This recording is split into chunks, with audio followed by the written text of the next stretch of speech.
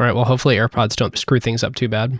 Can look like humans on air. And if we ever end up in a situation with microphones that are out of frame, it'll be game-changing. It'll be just like we're talking to each other. Who got the truth? Is it you? Is it you? Is it you? Who got the truth now? Is it you? Is it you? Is it you? Sit me down, say it straight. Another story on the way. Who got the truth? Welcome to Season 10, Episode 4 of Acquired, the podcast about great technology companies and the stories and playbooks behind them. I'm Ben Gilbert, and I am the co-founder and managing director of Seattle-based Pioneer Square Labs and our venture fund, PSL Ventures. And I'm David Rosenthal, and I am an angel investor based in San Francisco. And we are your hosts. We've done Sequoia, we've done Andreessen Horowitz, but we have not gone deep on one of the biggest stories in venture right now, crossover investing.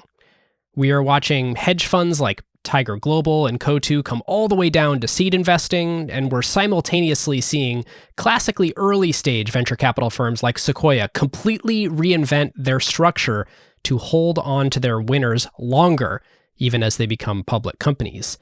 And today we wanted to analyze one of the firms that pioneered this dual approach of operating a hedge fund and a venture capital firm simultaneously, Altimeter Capital.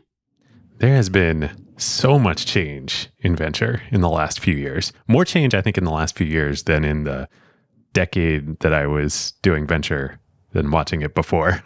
And listeners, to tell the story right, we are joined today by Brad Gerstner, the founder of the firm. And actually, to tell you the truth, he is joined by us. We actually recorded this episode in person, even with video, stands, microphones, everything, at the Altimeter office on Sand Hill Road. And for those of you who don't know, Brad has had an unbelievable career starting 5 companies. So he's got a very different mentality than your sort of classic hedge fund guy. On the investing side, he led the Series C in Snowflake and still owns a massive stake of the company. He's led large investments and sat on the board of companies you know, like MongoDB and Roblox and Zillow and Plaid. He led the SPAC that took Grab public in Southeast Asia. And he is widely known as one of the most knowledgeable people in the world on the business of online travel after his involvement in Expedia, Orbitz, Uber, and many others. And you forgot maybe the most important part. I think he's the number one bestie guestie on our friends over at the All In Pod. I think that's probably right. It's probably right. Well, listeners, before we dive in, we want to thank the presenting sponsor for all of Season 10, Vanta, the leader in automated security and compliance. Vanta brings a fascinating approach, truly, to the whole compliance process, SOC 2, HIPAA, GDPR, and more. And back with us today to help analyze her own company, we have CEO and co-founder Christina Cacioppo. All right, so Christina, I know from our previous conversations that using Vanta to get SOC 2 certified can actually help startups grow faster than they otherwise would have been able to. What do you mean by that? And do you have an example? Yeah, so one example I really like is kind of looking at smaller, generally fintech startups. And, canonical example here is, a company like Modern Treasury, right? They're moving money. They need deep bank relationships to even launch their product. And so, again, part of even launching their MVP or building it is going and signing a partnership with a large bank. Today, a lot of large banks sort of won't, take your email, take your call unless you are SOC 2 compliant. And so we actually work with a lot of, Modern Treasury, much larger now, but started working with them when it was sort of 3 founders on a couch. And again, they needed a SOC 2 in order to even build their MVP, let alone get customers. So that's on the very early side of the spectrum.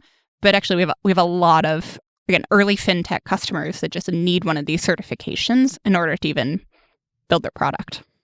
So is it fair to say that this journey you're on right now of enabling earlier stage companies to get a SOC 2 certification actually is one of the big forces behind the fintech wave?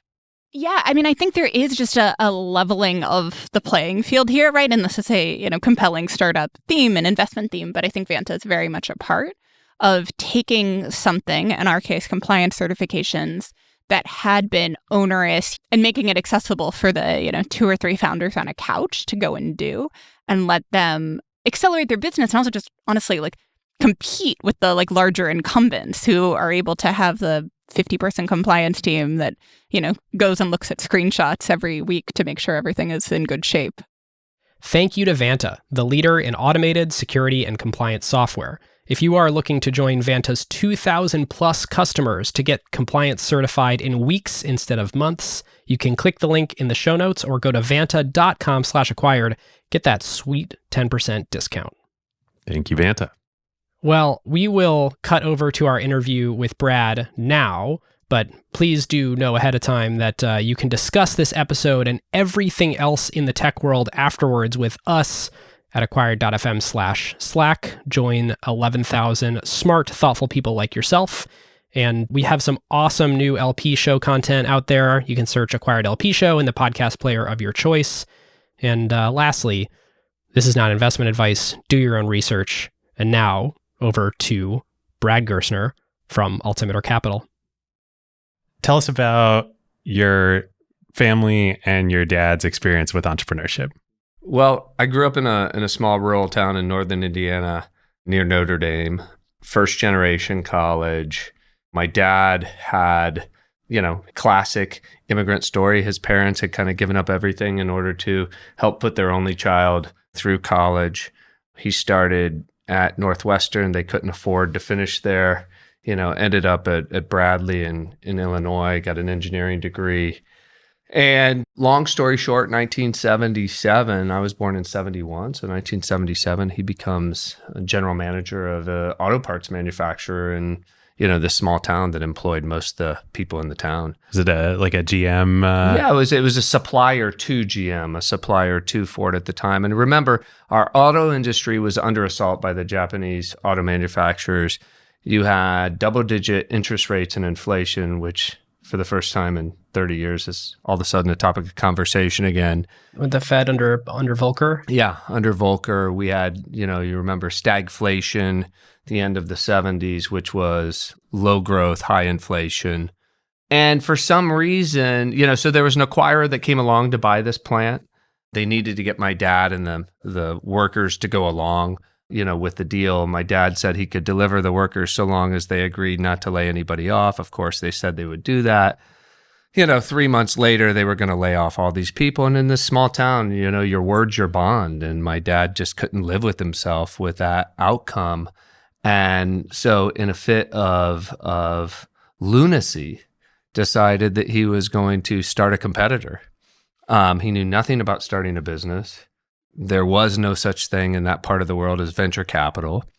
All he knew is that he knew how to make these parts, and he knew he could inspire these men and women to join his cause. And it was a crusade. And it was I look at it, and I'm sure I look at it through rose-colored lenses, but it was a valiant crusade. Unfortunately, he had to borrow money from the town bank. In a typical Acquired episode or a typical tech story, it's like, this is the hero's journey, and he wins, right? Right. And you grow up in this amazing, entrepreneurial journey, and you're like, this is awesome. Right. I'm going to go do the same thing. That's not what happens, right? I wish the story ended that way. For his sake. I mean, he borrowed money from the bank, mortgaged the house, mortgaged the car. And the punchline is there are moments in time where the deck is so stacked against you, notwithstanding all your best effort, notwithstanding all the extraordinary sacrifice of the team, or maybe even the brilliance of the idea, it's not meant to be at that moment.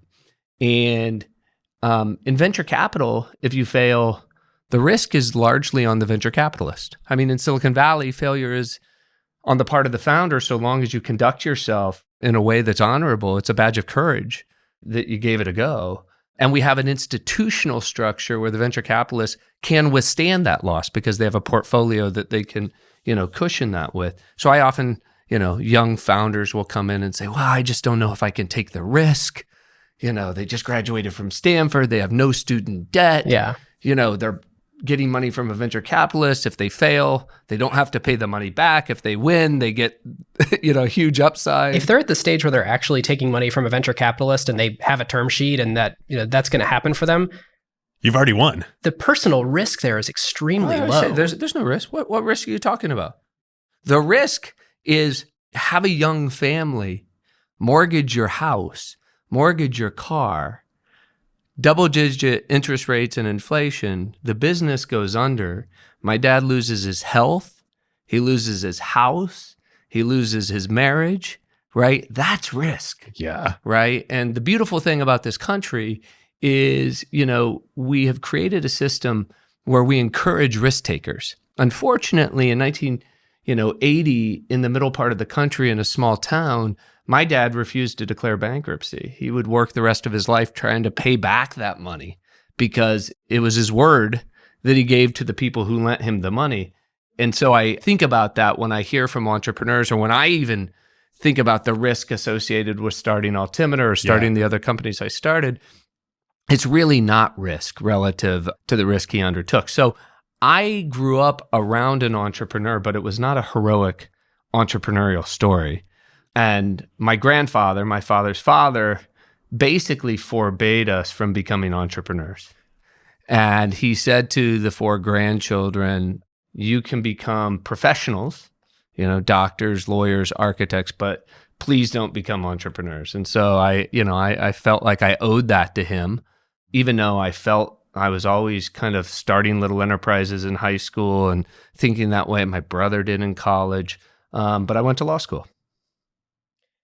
And you thought you were going to go into politics, be, a leader in government. How far did you get on that path? That was programmed pretty early. I had studied in 91, 92 at Oxford. I came back and worked for the U.S. Senator from Indiana, Dick Lugar.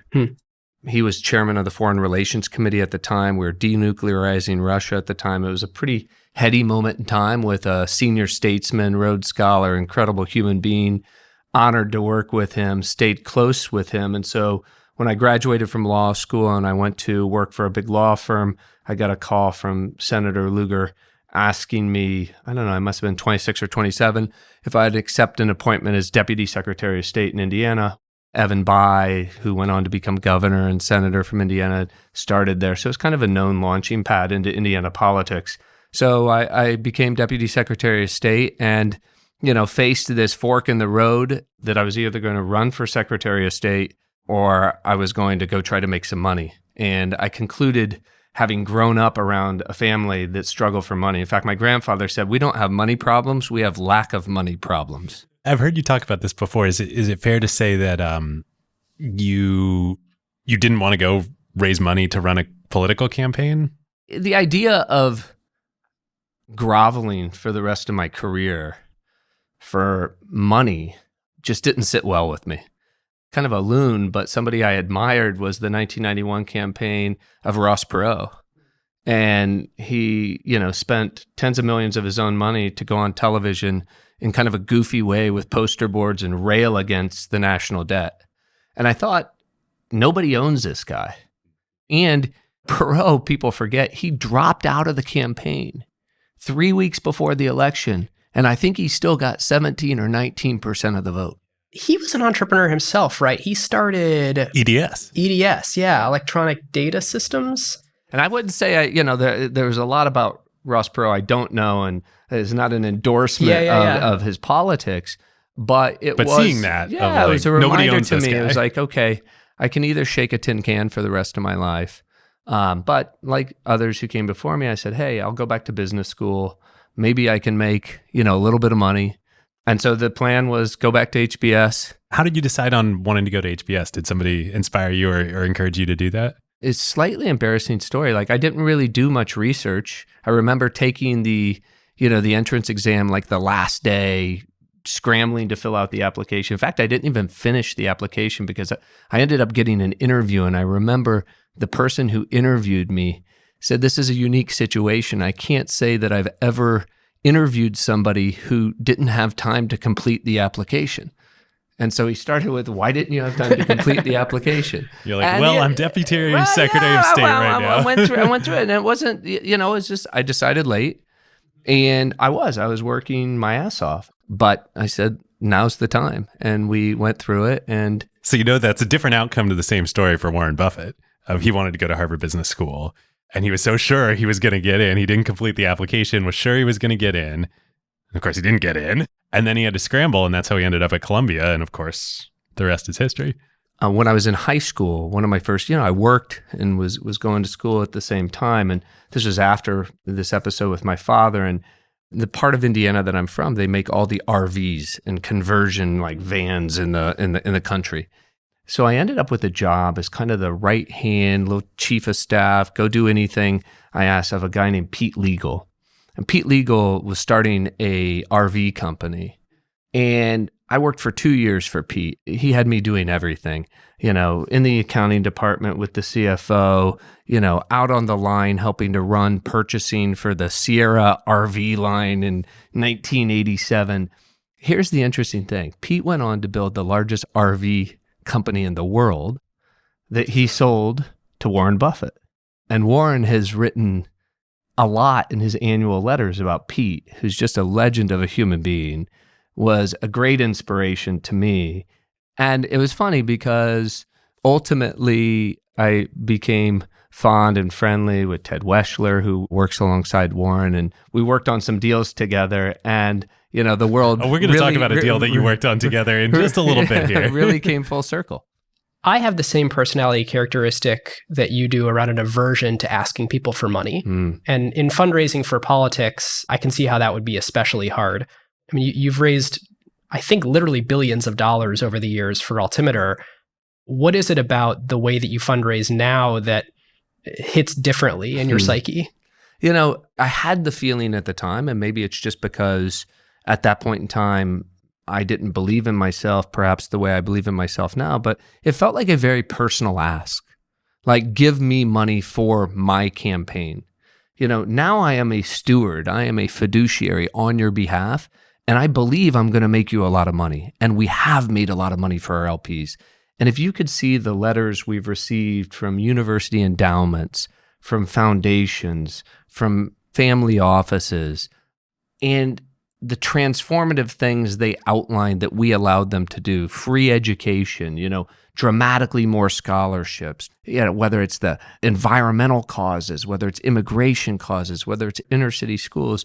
So to me, I think there is, the great causes, I think, as somebody else coined the phrase, that we can work on behalf of in a way that's great for entrepreneurs, in a way that's great for our economy, and in a way that helps to, really transform some underlying causes. So it's an easier ask for me because it doesn't feel quite so personal. And even though when you're running for office, it's in public service, it kind of felt to you more like, hey, do this thing for me, and I can't totally see the ROI for you as a citizen, but what's kind of a problem if you can see the ROI for you for giving me the money to invest? No, I think that's right. Listen, I've gone on to raise a lot of money for people in politics, for a lot of other great causes. It's really easy for me to ask for others. It's a more difficult ask when I'm a beneficiary of the ask. And at 26, even with the support of your mentor, it's not like you had the broad network to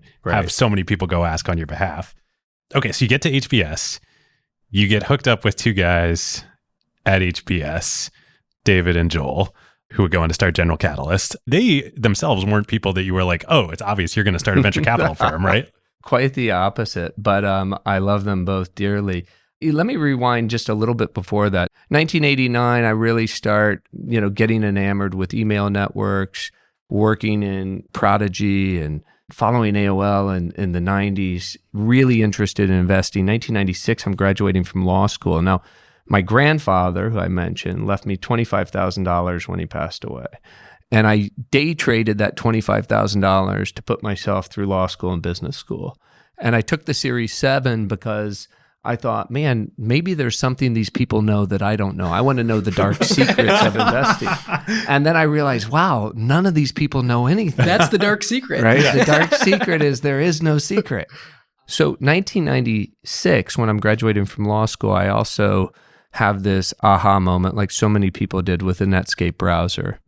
And I said, this changes the game on this thing called the internet, which was just these computers talking and email networks, and it felt wonky and inaccessible. And I remember gathering in the law school library a group of my friends, including the guy sitting in there who's now my general counsel. And I said, you got to see this. So from 1996, then I go back, work for this law firm. We started getting litigation claims of people who were doing domain squatting in 1996. Well, nobody in this 600-person law firm knew anything about the internet or domains or anything else. So I raised my hand. I said, I'll take all of that. I helped them build the firm website, and I quickly became known as the internet guy. But I was thinking, so if I go back to business school, like I've got to find my way to Silicon Valley. When I was graduating from law school, I actually came out here because there was an innovative law firm out here called VLG, the Venture Law Group. Oh, yeah. That was taking equity stakes at the time for doing work for companies.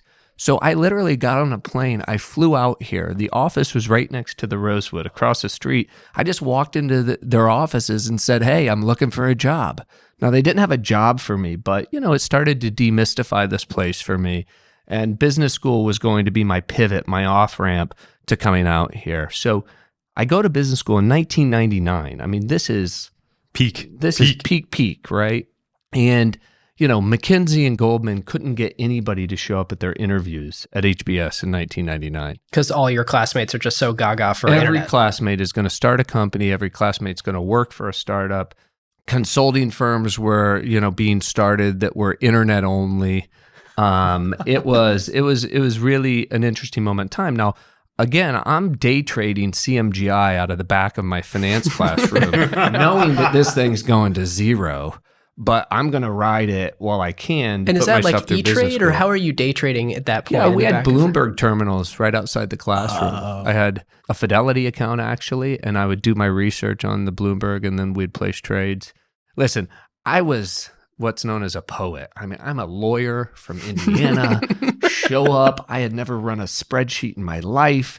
And I show up and I have all these guys who've worked for hedge funds, private equity firms, venture firms, Wall Street guys, investment bankers. And so all of a sudden I'm huddled around, these machines with folks who knew a lot more than me. Is poet in finance the same thing as like a fish in poker? Exactly. Let's put it this way. We were transitioning to taking exams on computers, and there were two of us who took our finance exam with a calculator and a pen, and the rest did it with a spreadsheet. I remember myself and a classmate of mine who was a doctor, Chris Gilligan. And look at you now. Look at all those chumps who use computers back then. But I was hell-bent on coming to Silicon Valley. 1999, I start coming out here. I was enamored with a small little search company that I had started to, run all my searches on called Google. A hot startup called Tell Me, run by Mike McHugh. Oh, yeah. That was voice recognition. Partovi? Yep. Yeah. And ultimately sold to Microsoft. And so I was very focused on coming out here. One of my classmates who had eventually become my wife was very focused on staying in Boston. And I'd met David and Joel. And so I said, okay, maybe I can help start this venture firm, stay in Boston, and see where it goes. So in 1999, 2000, we had a launch idea for the venture firm. So a launch company, if you will, which was a online travel concept. It was called NLG, National Leisure Group. And basically what we were trying to build was the infrastructure, think Shopify in some ways, the infrastructure that would power Expedia, Travelocity, Yahoo, others who were selling travel. They were selling air tickets. They were plugged into these global distribution systems, but there was no GDS for selling vacation packages, cruises, and all these other things. So we said, let's go build the GDS effectively for that. And we partnered with Softbank. We raised, must be $50 million for that business. We bought a little business to give us kind of the kernel. We built a digital layer on top of it. And while the rest of the world was imploding, we found ourselves in a pretty enviable position. We built the business to over $1 billion in gross bookings. I think had over 1,000 employees at the peak. And that was all like within a year, right? That was within 18 months because, again, it worked. Like people were actually buying this stuff online, right? And we were plugging into existing pools of demand. We weren't going out and having to create demand. So Expedia launches, a cruise or a vacation package booking engine, and the next day, a lot of people are actually buying it. And we're kind of the Shopify, if you will, inside. And so Rich Barton, who ran Expedia, said, hey, we want to buy the business. And then we ran into Dara Khosrowshahi, who was running M&A for Barry Diller at the time. And he said, I want to buy the business. And to be clear, this is pre-IAC buying Expedia. Correct. So these are two completely different entities bidding against each other for your Correct. company. And I said to Dara, well, we already have an interested party that we're talking to. And so he goes, well, let me talk to Barry. And so he talks to him and they come back and he said, well, who is it? And I said, well, I can't tell you that, but it's one of the big online travel players. And he goes, well, I think Barry wants to buy them too. And that's ultimately what went down between October of 2000 and May of 2001. We put together a deal where USA Networks would be renamed IAC, bought both NLG and Expedia. Oh, those were concurrent? Concurrent deals announced together. I remember being in the back of a limousine in Hollywood on my way to Barry Diller's house with Rich Barton, and we looked at each other and we were like, strange world, how'd we end up here? This was the beginning of Barry transforming from a media guy into a media and technology guy and building IAC. It was USA Networks and it became IAC. Well, I would say two things about that real quickly. First, Barry was early to understand transactional commerce through a screen. Because of Home Shopping Network. Because of Home Shopping Network. He also acquired Ticketmaster, and he also acquired an asset called 1-800-Hotels, and he also acquired some catalogs. And what they all had in common was transactional. They were all e-commerce-based business models, and they were through various mediums, the biggest being Home Shopping Network, which is through television. So for him to squint a little bit and to see how all these transactions were going to move to the internet was not that difficult. And the commerce engine, the commerce flywheel that was flying the fastest for him was 1-800-Hotels that he would rename hotels.com. So he was doing extraordinarily well in travel, understood that that would be a big category of online commerce.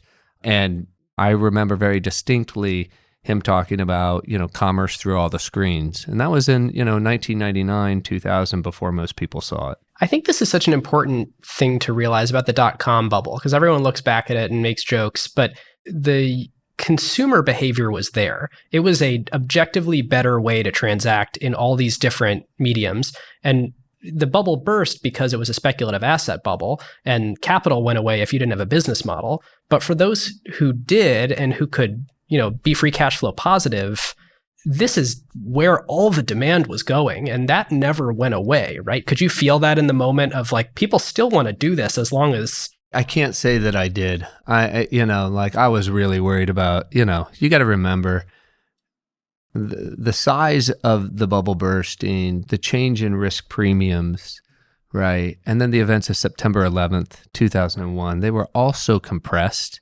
It's the fog of war, right? I think about all we really knew for sure is this internet thing wasn't going away. There are going to be real businesses built around it.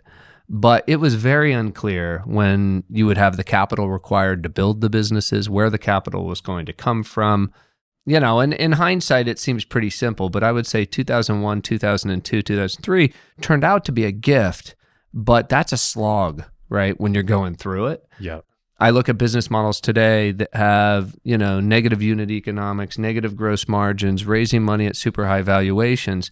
I have post-traumatic stress from that period, because if you are a high burn business with negative unit economics and you fly into a world where risk premiums change, it doesn't matter how good you are, you cease to exist, right? And they will change eventually. I mean, that's the thing. That just look at what's happened over the course of the last 8 weeks, right?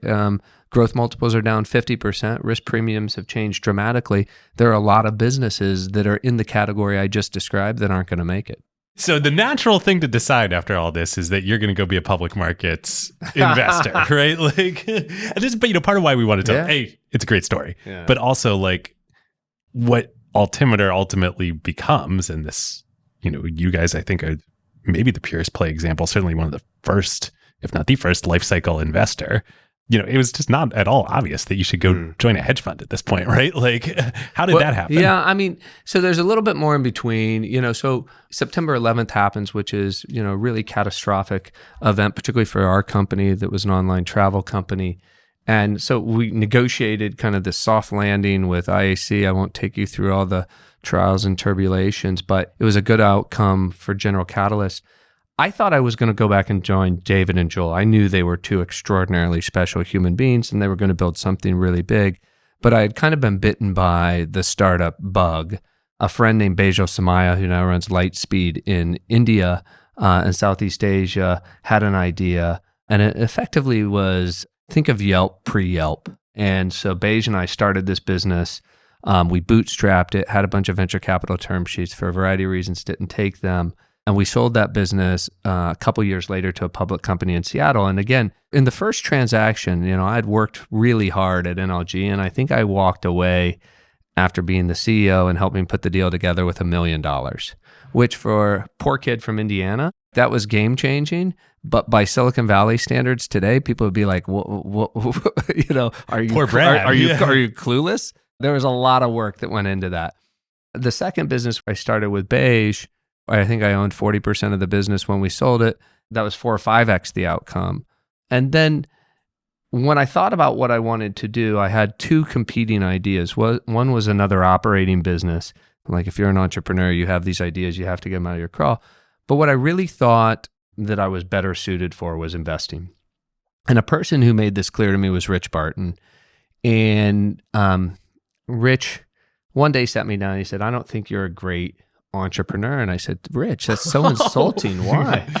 And he said, especially from Rich, like the consummate entrepreneur. Right. And well, he keeps it real. And apparently. And he said, being an entrepreneur is the art of the possible, right? You have to will things into existence. And he said, you constantly think about what can go wrong. When you're an entrepreneur, oftentimes you have to suspend disbelief and just think about what can go right.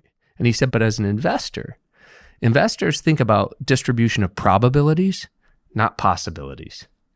And he's like, I've always, kind of observed you, like your training as a lawyer, how you think as an investor, like you're going to make a great investor.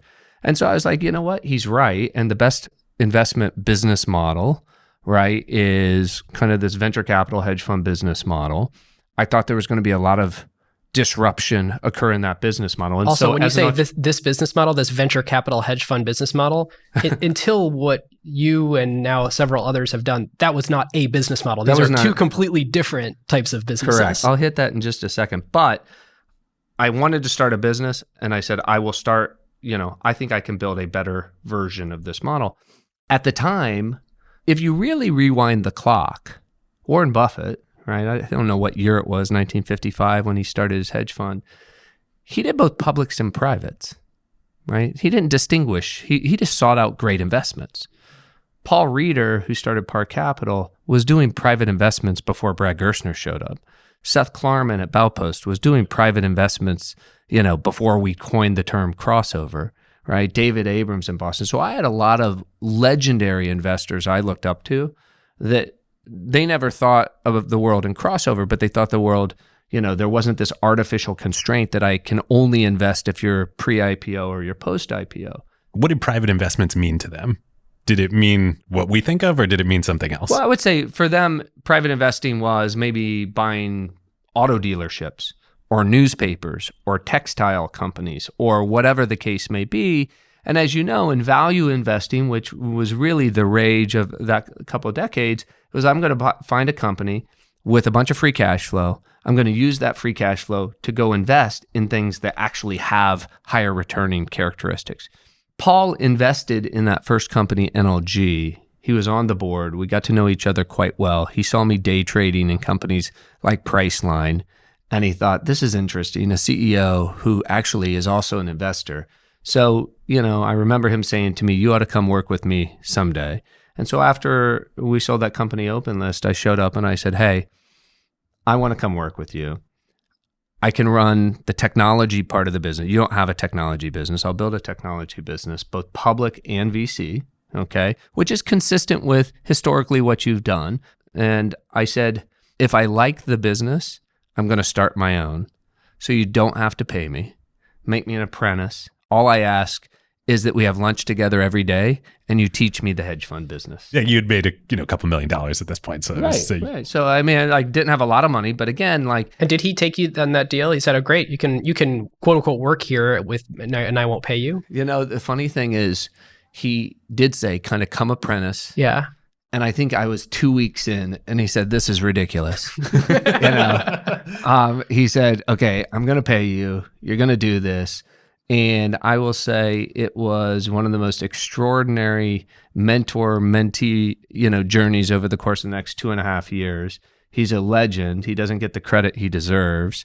And he gave me the autonomy to, on the public side, go invest in my entire book in Google and Priceline and, a couple great companies. And then to go make some venture capital investments, like leading the series B in Zillow. And I remember at the time thinking, this is so easy. I had such deep conviction in Google, and I didn't have to have this highly diversified book. And if it went down, Paul would come into the office and say, "What do you think?" I'd say, "Buy more. I'm heading to yoga." Right? It was just like, but we had a really great run together. I didn't realize that that was with Paul when you led the Series B in Zillow, because you were a Zillow board member from that point on for quite a long time.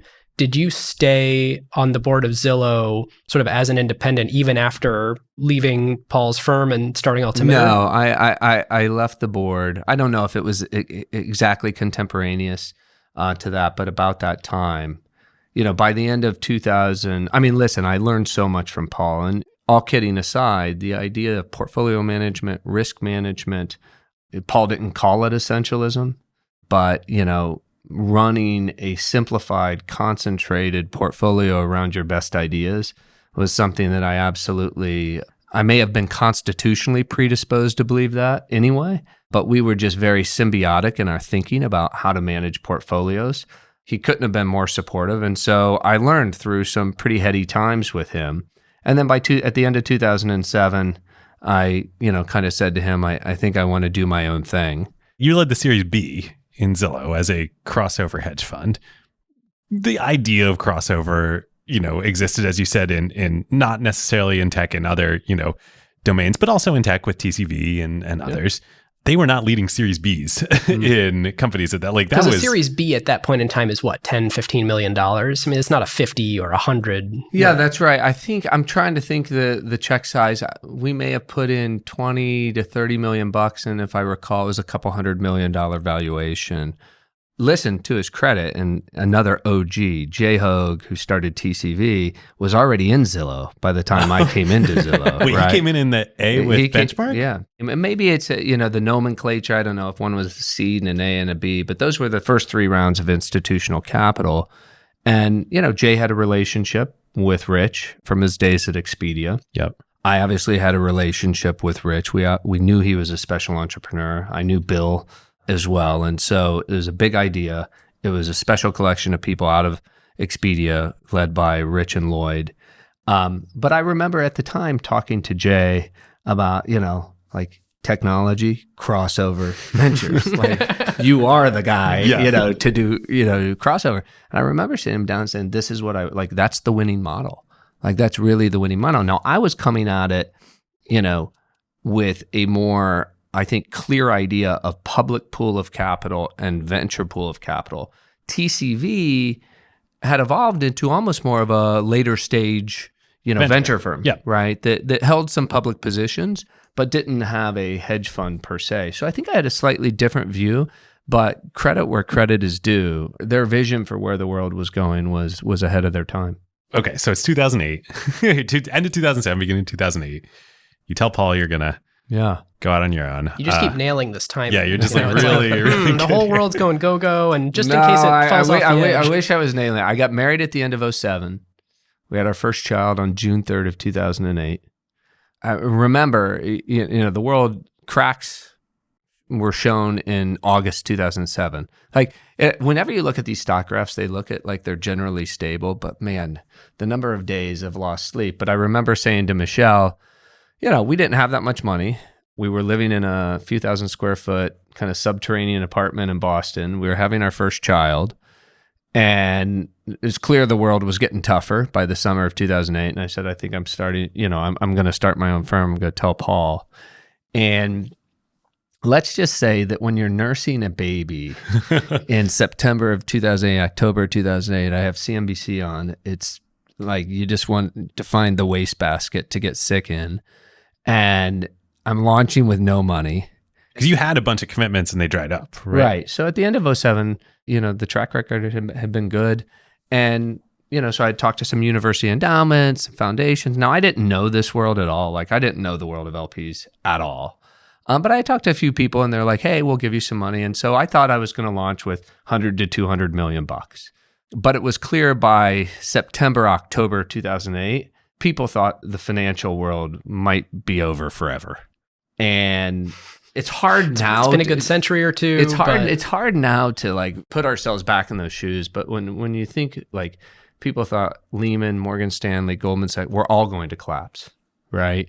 And nobody knew the contagion effects of that. Nobody knew the impact on the dollar. Nobody knew the impact. The thought was it was going to be a very deep depression. And so it's interesting just to put in the mind of the founder. People say to me, "Oh, you picked a really great time to launch." Okay.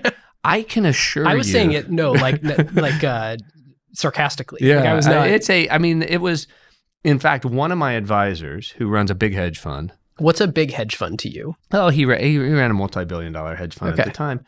And I just had an informal group of advisors, and he said, "You've made a huge mistake. Go back to Paul and see if he'll give you your job back. Whoa. And don't do this," right? And because I had organized my life in a really humble way, I didn't need money. And I had started a few other companies. And when I started them basically from scratch. I knew what it felt like. I knew that feeling, that founder feeling on day one. It was both exciting and terrifying. And I was like, I got this. Like the horse has left the barn. I'm doing this. And to Paul's credit, Paul was like, you got this. And he had started PAR with less than $3 million in the S&L crisis in 1991. And I had a roadmap and I had a mentor who believed, and I had a clear vision as to where I was going to go. And I knew I was going to do it for a really long time. And you also had about $3 million if our research was right. Yeah, I think on my day one investors, not to out them, but Paul was one of them. My brother was one of them. Now, my brother is oldest brother's about 15 years older than me. The side note is, he's an architect. He had saved his entire life $1 million, like worked, I don't know how many years, 15 years to save $1 million or something. And he invested it all in a hedge fund. I don't know why I laugh. Put it in a hedge fund in LA. And the guy stole all 200 million of this money that he had raised. So my brother literally worked 15 years. Oh my God. And his life savings went down the drain. He scrambled together another $500,000 and he said, I'm giving it to you to invest. Were you like, and I was like, I don't know if I can take this. And I remember we were on a hike in LA and he said, I know you're going to do great with it. And I said, well, here's the thing I promise you. I may lose it all naturally, but I won't steal it. He's like, I know where you live if you steal it. And I can happily say less than a decade later, he was retired and it had worked out fabulous for him. What is it with your family and risk, right? Like you gone, essentially gone bankrupt, a couple times, not you, but your dad, your brother. The thing with our family is we're incredibly close. We support each other, even including my father. He was famous. He would have given you the shirt off his back. And, to know that you have those folks. And so again, I don't want to make it seem overly heroic. We launched with very little money. The first trade I placed was and November 1st. This is Altimeter, just for folks at home. We launched on November 1st, 2008. The first trade I made was into Priceline at $42 a share. Which, of course, became Booking after it later bought Booking. And Booking I bought Booking in 2004, 2005. But, that $42... People probably didn't recognize yet what a monster that was. Like $42 a share. I still owned it when it hit $2,000 a share. And teach a class at Columbia Business School on it, and securities analysis class on the old Graham and Dodd class on kind of like what did people miss and what did we see. But at any rate, that was the start. I will say that when we launched, I wanted to be in Silicon Valley, but I was in Boston because I had no dough. And at the time, people who had invested in commingled funds, because remember, by the end of 2007, everybody was starting to put privates in their public vehicles, right? I remember, for example, that Bill Miller of Legg Mason famously invested in Zillow in 2006 or 2007. And then in 2008, sold all those shares back to the company because everybody was unwinding their private positions. And so when LPs found themselves overly illiquid in 2008, Side note, that is how not to do crossover investing. By 2008, they were like, we do not want privates in public funds. Right? So I had the vision, but it wasn't clear how that was going to be executed because people really, crossover fund, commingled fund, public-private fund, that was a bad, those were bad phrases in the fall of 2008. Why was it by 2007 that people had started adding these private companies to hedge fund portfolios? So the observation I had probably in 2004, 2005 was, and I was a securities lawyer by training. I had worked around a bunch of IPOs. Maybe that helped, but I was like, companies, the private markets are becoming way deeper, way more liquid. Companies are going to scale faster because the internet provides a network upon which they can scale. And they're going to stay private longer because there are deeper pools of private capital. And we've made it more difficult for them to go public post-2000. Okay? And then certainly post-2008. Correct. And TCV was there. Chase had started Tiger. Philippe had started Co2.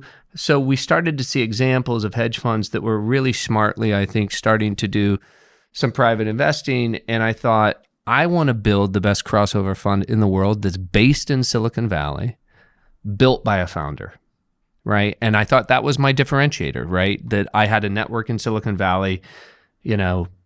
Most of the other hedge funds were in New York or Boston. Most of them were stock pickers, not founders. And so I thought I can do this, in a way that's really more empathetic and more closely aligned with founders, like true venture, but that could scale all the way into the public markets. And so it was delayed in 2008 because nobody wanted commingled funds. But by 2010, we had a great start in 2008, 2009, 2010. And by 2010, people were like, okay, now we'll let you, start to undertake your vision. And so 2011, we started putting together the first dedicated pool of capital. 2012, I moved to Silicon Valley. And that first dedicated pool of capital. Dedicated for venture investing versus the single pool. So we had a public pool of capital, which was long, short technology effectively. We also became pretty well known for doing a lot of travel-related investments. But in that pool of capital, we could also do a certain amount of private investing.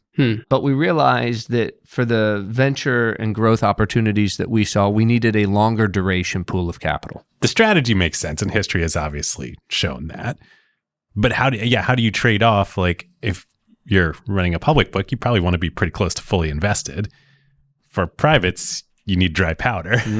How did you solve that? Is that by raising these dedicated pools? Like any entrepreneur founder, right? You have to see some market changes that give an opening for a new entrant, right? Because the incumbents have advantages, right? And so I believed that the very nature, the three things that I mentioned, IPO is harder to do, companies scaling faster, deeper private pools of capital. But I also believed that that was going to lead to the industrialization of venture, right? That this thing, the winners were going to look different than the previous generation. And this was an industry that was only a generation or two old. Venture capital. Yeah. And so we needed a long duration pool of capital. We needed a product that suited our public market investors. So we raised that first pool of capital. Now, when I raised it, there was the requisite level of skepticism. Like how do you think you're going to compete with Sequoia? How are you going to compete with Kleiner? How are you going to compete? And we made very clear that I thought that the business building journey that started in that first institutional raise was different than what we intended to do, right? Yeah. Like I raised a lot of money, 3 different companies, right, as a founder. And so, which if it's 2 or 3 raises per company or more, and think 30 firms you talked to get one term sheet. Like Right. you knew hundreds of venture firms at this point. And had deep relationships with people who we had made money together. So I assume your answer to that question of how you're going to compete with Sequoia at that moment in time was, we're not. We're not. Okay. So remember, just these venerable early stage firms, Mike Spicer and Jim White and the team over at Sutter Hill, and my friends at Benchmark and friends at Sequoia. Interestingly enough, Andreessen, I remember March of 2009, Allen and Company Conference, Arizona. They're getting ready for Fund 1, right? So the market bottomed, not in 2008, on March 9th, 2009. And we were all at the Allen and Company Conference. Was this before or after they did Skype? This was well before. Yeah. And I remember sitting at a table with my little pitch deck, and I looked at a table next to me, and it was Mark and Ben with their pitch deck. And let's just say they scaled much, much faster. And but yeah, we were both there at the same time. They had a vision, which was a brilliant vision for the industrialization of venture, for how they were going to change venture. And they've done it extraordinarily well. When fast forward today, your two firms are about roughly equal order of magnitude. The AUM may be in a similar territory, but the firms are very different. We can get to that in a little bit. But I'm looking around here. I see 30 people. That is a very different. 30 versus 350. And today's a full company offsite, right? But we raised that first pool in 2012. It was basically passing the hat. We had made good money for our LPs. Pass the hat around the table. I was the biggest LP in that fund by a long shot because I wanted to get it, upwards of $100 million. But that first fund, I think, had 6 investments. And that fund, I don't think we will possibly have a return profile. That fund, it definitely is up there in terms of great returning funds. When you led the Snowflake round, do you remember what the share price was? I don't remember what the exact share price was. I think the enterprise value at the time was somewhere around $175 million. Okay, so that was 2012. Well, the fund was 2000 vintage, 2012, 2013. I think I'm not sure when that first round of Snowflake. Yeah, that might have been 13, 14. Yeah. But that moment in time, did you have some insight that you felt nobody else had at that moment, or was it the right time? Like how? A few things. Number one, I did have confidence that I was a decent investor, right? So we worked really hard. We're blue collar. There's different ways to prosecute the strategy. I think there's some people who work the cocktail circuit, and we really were students we're anthropologists about like where things were going and what was going to be big. And at the time, there was a lot of pessimism, frankly, about cloud computing. Salesforce, had some quarters where they saw more deceleration than people thought. And there were really kind of these obstacles. One was the cost of compute in the cloud versus the cost in a data center. But the big one was this perception that, like, I'll never put my customers' data in the cloud, right? It was really a security issue. Which then, like, let's just review history. Like, everyone that decided that was not a tech company that they needed to maintain an on-prem data center got hacked and leaked customer data, or lots of them. And everyone who shifted to the cloud, do we really trust Microsoft and Amazon? They're pretty good at that. Right. Like, that was a great decision. decision. And they had thousands of people working on security versus your data center that had 2 consultants. And but it was really the Sony hack, if you remember that. Yeah. Oh, right? yes. The Sony board hack where I think it was Colin Powell, if memory serves me correct, his email was hacked. And in his email was the target list for Salesforce's M&A activity. Whoa. There was so much that came out in that hack. And so like that. All the Snapchat stuff. All the stuff that got leaked. And so if you were a board member or you were a CEO, you immediately said, what if my email was hacked? And that was like a game-changing moment. But I would say for us, for all of cloud, for all of cloud. Our view was it was safer, and then it was only a matter of time before the cost and efficacy of kind of compute and the things you could do in the cloud would be better. We were on the lookout. I would say one of the things that we were focused on at the time, and this has been I think, theme for us over the last decade. We have this view that not all software is created equal, right? Not all ARR is created equal. Mm-hmm. And if you rewind the clock to 2000, like the largest sector of software was databases, right? In 2000, if you aggregate the total enterprise value of companies that were principally driving their revenue from databases, it's about $1 trillion in market cap in 2000. So then if you fast forward and you say, well, every year we're producing more data than in all years of human history combined, it's got to find a home. We're only going to censor more of it in the, build sensors to gather more data in the future. Where is that home going to be? And then I remember Bill Gates saying, somebody asked him a question. I think it was Meg Whitman asked him the question, isn't all the interesting stuff done? And he said, Meg, do you realize how barbaric it is the way we make decisions? He said, in the future, right, we will have all this data stored and machines will analyze the data and help us make better decisions about how to diagnose an illness, about how to educate a dyslexic child, about how to maintain an aircraft's engine, right? It will all be decisions made by machines looking at data. And so that was, we did have a strong view that the entire database market was going to be remade. It was going to be remade in the cloud, purpose-built for the cloud. And so for us, that infrastructure layer in the cloud, all the enablement that would be required in order to get enterprises in the cloud was something we focused on, I would say more than probably anybody else, and that proved to be a rich vein. This is an interesting thing to talk about here because it's kind of a second pillar of Altimeter. Like if I think about where you were first successful, it was really realizing that the internet is an amazing place to transact. People want to transact there and they want to buy stuff. And overwhelmingly, they're originating that journey on Google. Mm-hmm. And you sort of went down the list and said, okay, what interesting businesses could people buy stuff from when they click through from Google? Yes. And so, you've got Expedia, you've got Priceline, Amazon. a lot of travel, Amazon. But then there's this second, I don't know if it's still an emerging thesis since you did Snowflake in the sort of mid-2000 teens. Mm. When was this? 2013, 2014. It's totally separate. It's this sort of B2B, we're going to need the rising tide to power all these businesses. Are there other sort of core pillars of areas where you look for, where you're like, oh, this is, multi-trillion-dollar opportunity where we want to have several bets in the portfolio on that? Yeah.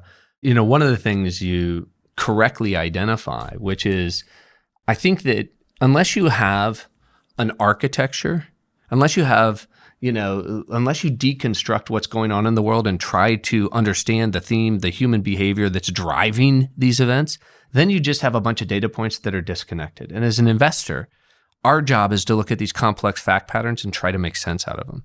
So one of the things that was very clear to me in early 2000s is, the internet is the most fabulous thing in the history of the world. It connects all these people. It unleashes all this productivity, but it's chaotic. Mm-hmm. How the hell can you find anything, right?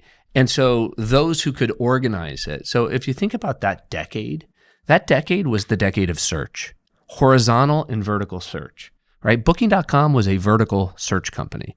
Kayak, vertical search company. Zillow, vertical search company. Google, horizontal search business. Baidu, horizontal search business.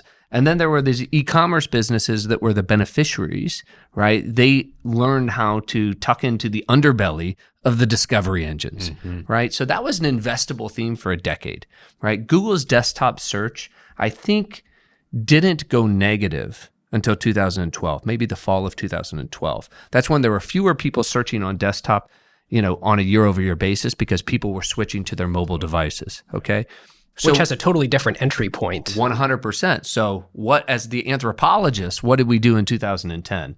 I said, whoa, this whole search thing is going to get disrupted by this phone thing. Now, I don't know exactly how this is going to go down, but the way that we enter these phones is not through search as our principal metaphor. Right. And so then it became, how do I become one of these icons, right, on the front of this iPhone? There was, as you recall, Facebook famously, building, an HTML5, not building not building an app. I remember Facebook became our largest investment in 2012 when it went on the cover of Barron's at $17 a share post-IPO. When it broke through its IPO price. Because everybody said they'll never be able to monetize this. And if you did the work, and I remember being at Google Zeitgeist in Arizona at the time, talking to all these CMOs, and they were like, oh my God, the sandbox for Facebook, like they're crushing it. Like this is going to monetize better, not worse, right? Mobile device, the stream on the mobile device, targeting on mobile devices, And so if you had a decade of search, you had to understand all the companies that benefited from being in the underbelly of search, the Yelps and TripAdvisors. By 2012, they had to be in your too hard bucket, right? Right. Because their principle, they had it too easy. They acquired customers, millions of customers effectively for free, and they monetized them out the back door. Well, the free game was over. Right. Right. I mean, it's famously hard to start an OTA these days because you're going to compete against Expedia, bidding on the traffic from Google? Good luck. Right. Then we started looking at who are going to be the beneficiaries of the switch to mobile. So that was an architectural change. And I think if you connected the dots, you probably, you had some things go your way. Who are the winners? Who are the losers? Software was similarly situated. And so, we had been investing in software, in and around software for a long time, but it really started getting interesting about that period of time. Because if you believed... Do you mean like B2B SaaS when you say software? Like what specifically is interesting to you? Today? Yeah, or as you were starting to develop this thesis. Well, I mean, if you just looked at it, you said there's $1 trillion enterprise market, $1 trillion of annual enterprise spend, and it's all going to shift, right? So like in investing... you need these market dislocations. You need things changing, right, to create these opportunities for new entrants. But then the second thing was, you asked a question, was it obvious or whatever in 2012, 2013? I mean, when David Chariot took over, Mongo, I mean, it was famously hard for him to get that last private round of financing done at $1 billion. And, it had taken longer. It was moving slower, but we looked at the product pipeline and we understood what the company was doing. And it takes a long time for those companies to spin up. But when those developer communities get going, they're incredibly sticky. As Buffett has said, the best investments, you have to be non-consensus and right. Mm-hmm. The problem is being non-consensus is most often wrong. Yeah, right. Right? Consensus is consensus for a reason. And there's a zillion things in your life telling you should be uncomfortable or in pain when you're doing something non-consensus because you got all these smart people telling you you're wrong. Correct. And if you're a founder of an investment firm, those are oftentimes career-ending decisions, right? And so, think about this. This is kind of fund one, and we're doing something that's somewhat orthogonal to what the other folks are doing. I won't mention the firm, but probably one of the best-known firms in Silicon Valley who passed on that round in Snowflake. The partner said to me, like, I wouldn't do it, and here's why. And we ended up doing it. And by the way, his argument was a good one. Like, it was pretty compelling at the time. One of the things we did in that story was over Christmas that year, we were aggregating a lot of data for our own hedge fund. Right. So we were crawling web pages. We were buying data. You were building. Like we had a data warehouse. Right. And we punted, Kevin, who's my partner and was, kind of a young analyst at the time, computer scientist out of MIT, said, how about if over Christmas, I'll replace our data warehouse with this, with Snowflake, which was non-GA at the time. Right. It was in beta with a couple companies. Wow. And so we did that. And he's like, this is going to win. Like, this is the winning architecture. This is good stuff. This is good stuff. Yeah. But he also wrote a bug report, right, of like the 10 bugs he found on it. He sent this bug bashing report to the founders, to Benoit and Thierry. This is in the dictionary under how to win a deal. Yeah. And let's just say that they said no other investor has done that. Certainly no hedge fund. Yeah, exactly. Just to contextualize this for listeners, because I know people think like, oh, Ben and David, they have like great investors on the show. And I'm sure they get into like, they have some great investments. Just to throw out some numbers, I think that round you mentioned was at $175 million valuation. They IPO'd somewhere around $4.4 billion. And it's trading in a window. Anybody know what their market cap is ish today? 100-ish billion, I think. 100-ish billion. So the cool thing about what you're doing is you can hold for a long time, including when these things become public companies. I'll just say it so it's coming from me. I think Snowflake is still over half, or as at the end of last quarter was still over half of Altimeter's public position.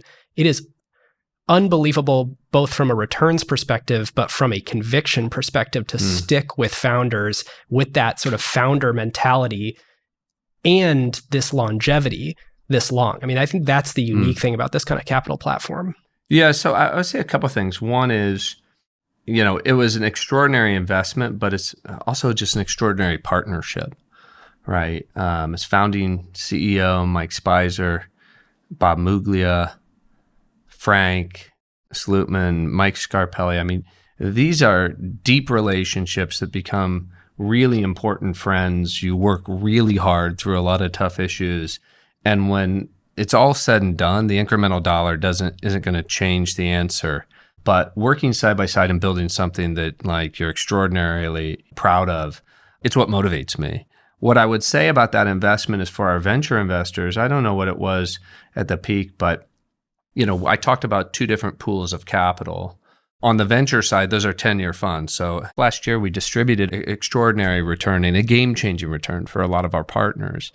But at the same time, on the public side, and personally, we think this is going to be a multi-year compounder. I think this company can be worth over $500 billion over the course of the next 5 to 7 years. I think it will be extraordinary. And we have one of the best management teams in the business going against one of the biggest TAMs in the business and delivering a really beloved service. And so it's kind of a tragedy if you can't continue to participate in that. But you have to match, right? Like, that's not the bet that the folks who invested in my venture capital firm made, that I'm going to hold this forever, right? And so you want to make sure that you match and you align the interest of the LPs in the product that they're buying with the duration and the nature of the investment that you're making. And so, listen, Sequoia's innovated, in a really interesting way around this permanent fund. In this regard, we have a structure that allows us to continue to, partner and compound and continue. And I think you'll see more and more of this. Rewind the clock.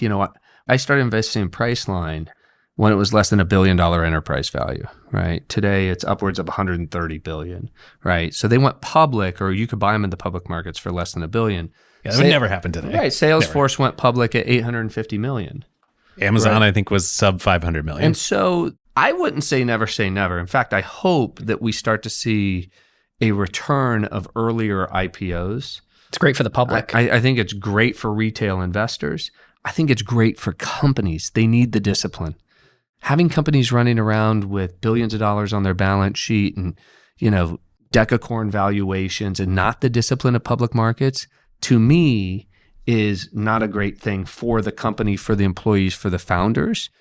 It's not to say that they're undisciplined, but this idea that you can't innovate in the public markets is nonsense, right? Jeff Bezos innovated plenty in the public markets, Facebook in the public markets.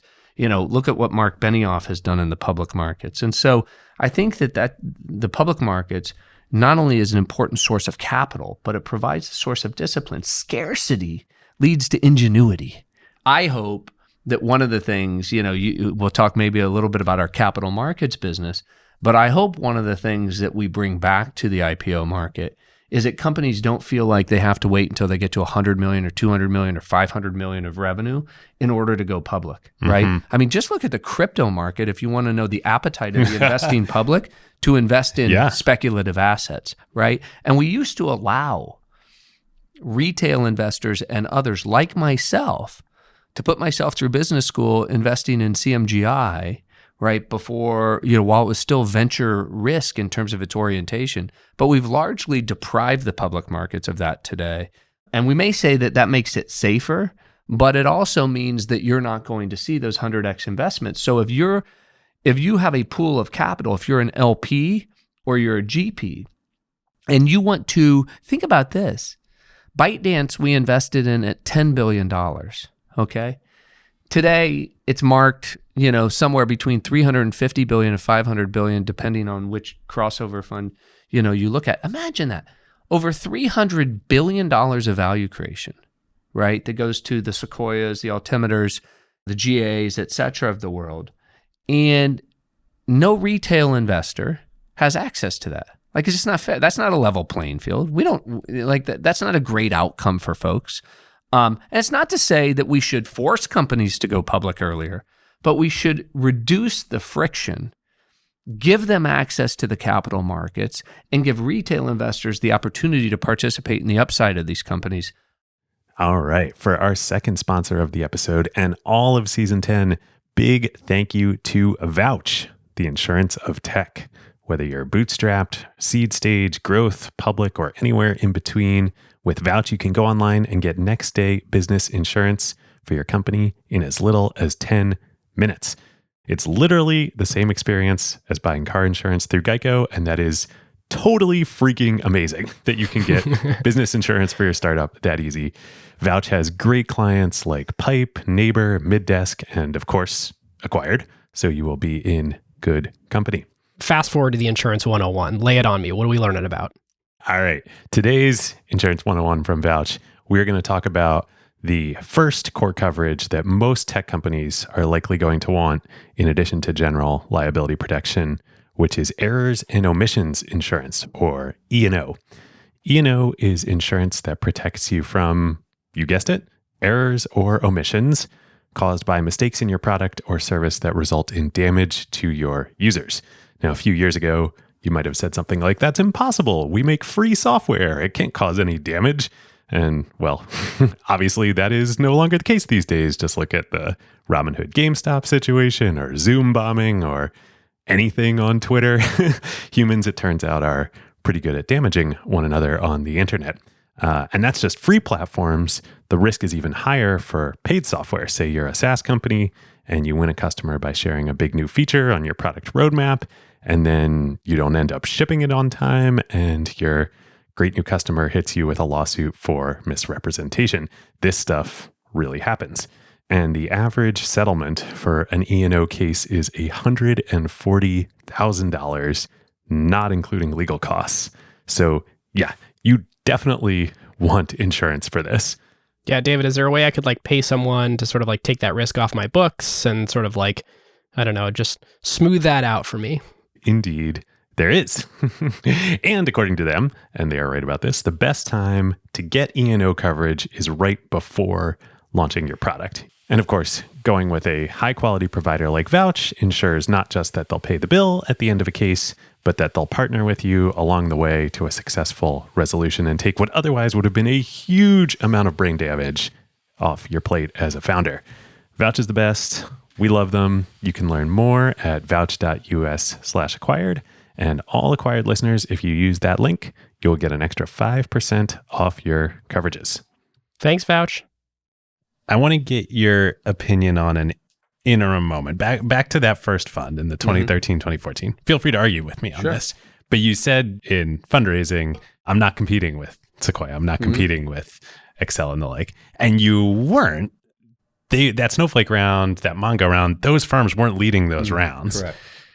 In the intervening years, now, of course, they are. And they're doing it in their own companies. And that part of it is contributing to stay private longer and all this. How did you think about those years? And like that first fund, that's amazing, right? And then you saw, of course, you knew you had the public guys, the Go-Tos and the Tigers and the like, but then you saw the venture guys also coming into this space. How did you view the market at that as that happened? I mean, listen, what's happening is this happens in all markets, right? The venture market is maturing.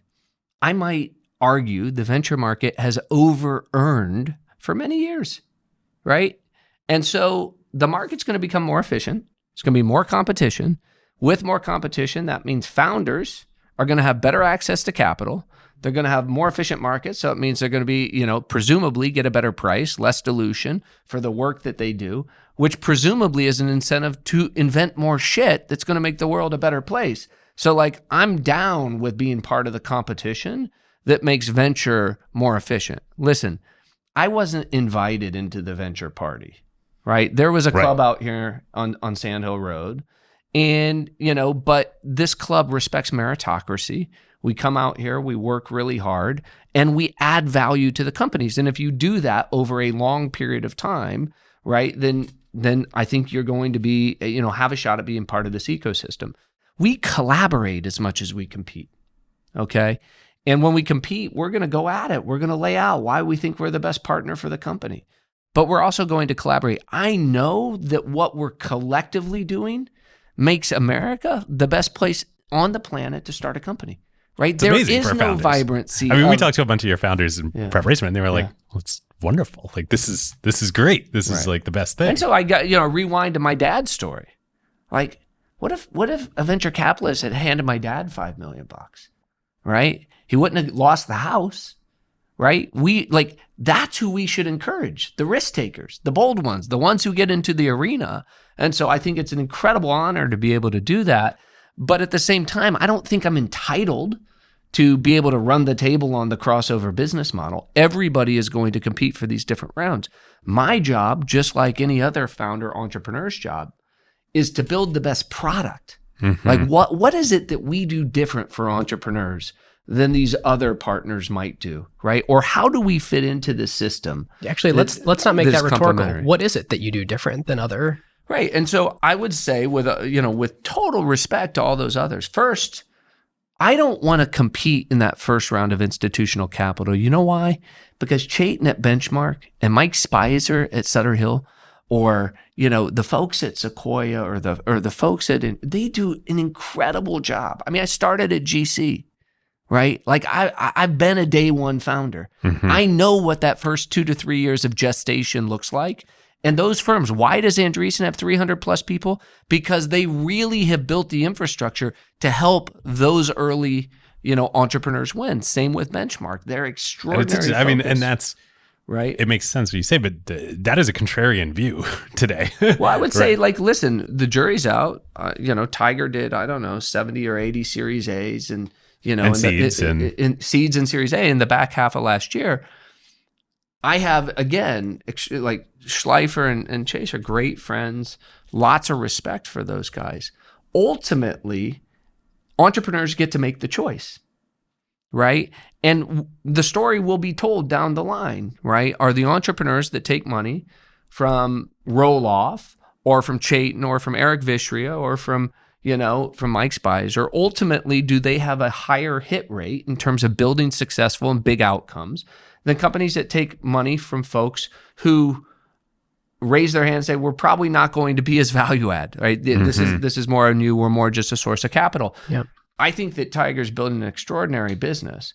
Maybe I'm of the minority belief that early stage venture, those first 2 to 3 years is craft building.